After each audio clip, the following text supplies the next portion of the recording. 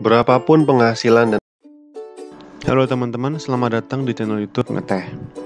Kali ini saya ingin membahas 3 hal menarik dari buku lanjutan The Richest Man in Babylon Part 2, karya George S. Clason. Tapi sebelumnya, bagi kamu yang baru saja melihat video ini atau baru lihat channel ini, kamu boleh klik tombol subscribe dan klik tombol loncengnya untuk mendukung kami terus bertumbuh dan update video-video inspiratif dan positif. Yang pertama, jangan bekerja untuk uang, tapi uang yang bekerja untuk kita. Sebelumnya kita perlu membedakan mengumpulkan uang dan mengumpulkan kekayaan. Mengumpulkan uang adalah proses bagaimana kita bekerja untuk uang, sedangkan mengumpulkan kekayaan artinya kita berada pada kondisi di mana uang yang bekerja untuk kita. Contoh, gaji yang kita terima setiap bulan adalah contoh dari bagaimana kita mengumpulkan uang.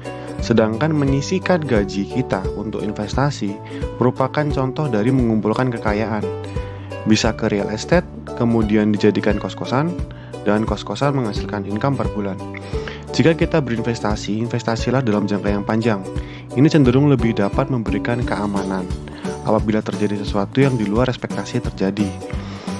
Termasuk misal ketika kita kehilangan pekerjaan atau krisis. Yang kedua, investasi berbunga. Banyak pelajar di Amerika mengambil pinjaman pelajar untuk melanjutkan studi mereka. Sebagai peminjam, tentu mereka harus membayar bunga. Bila kita menjadi yang meminjamkan uang, maka kita akan mendapatkan bunga dari pinjaman itu. Nah, ini adalah salah satu resep bagaimana kita mengumpulkan lebih banyak kekayaan. Contoh, jika kita membuka pabrik, kita membutuhkan modal untuk pabriknya. Lalu, membutuhkan karyawan, serta menggaji mereka. Dua hal ini adalah modal yang harus kita bayarkan. Untuk mendapatkan modal, kita perlu menawarkan sesuatu kepada investor. Dan investor suka, yakni interest dan bunga. Bunga adalah salah satu cara yang paling menarik dalam mengakumulasi kekayaan, karena sifat komponnya. Singkatnya, kompon itu artinya bunga yang berbunga.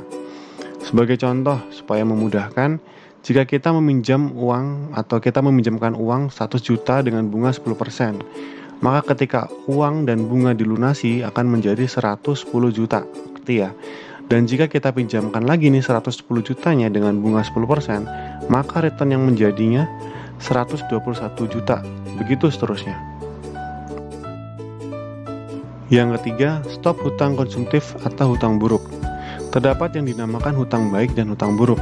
Contoh, kamu berhutang untuk membeli mobil. Mobil ini akan menjadi hutang baik apabila kamu menyewakan dan mendapatkan income atas itu. Namun akan menjadi hutang buruk jika hanya digunakan untuk pamer atau gengsi. Sama halnya dengan barang-barang lain yang kita beli. Pertimbangkan, apakah itu memang dibutuhkan atau tidak. Banyak orang yang terjebak dalam militan hutang karena mereka tidak berpikir secara realistis untuk menggunakan hutang dengan bijak atau baik. Sebisa mungkin hindari hutang untuk hal-hal yang tidak bijak, mulai dengan merencanakan secara realistis pengeluaran dan pemasukan kita, serta memikirkan dengan matang sebelum berhutang. Segala usaha akan membuahkan hasil jika kita bekerja keras dan bersiap sedia dalam setiap peluang. Like jika kamu suka dengan video ini dan komen apa hal menarik dari buku ini. Share juga agar orang-orang terdekatmu juga bisa bersama-sama bertumbuh positif. Saya Willy dari Ngeteh, sampai jumpa.